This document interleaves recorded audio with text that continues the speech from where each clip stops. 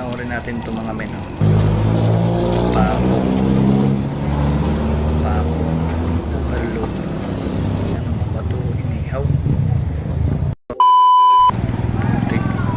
May ano pa, kalamansi.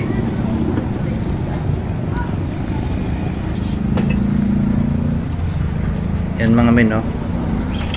Kabilya. Tinuhog na kabilya. Oh, bato. Sinama pa yung bato mga men. Bato. Dilagyan pa ng ano. Yan yung bato inihaw men, no? With bakal. Ano kayang nasa isip na ito ni kuya?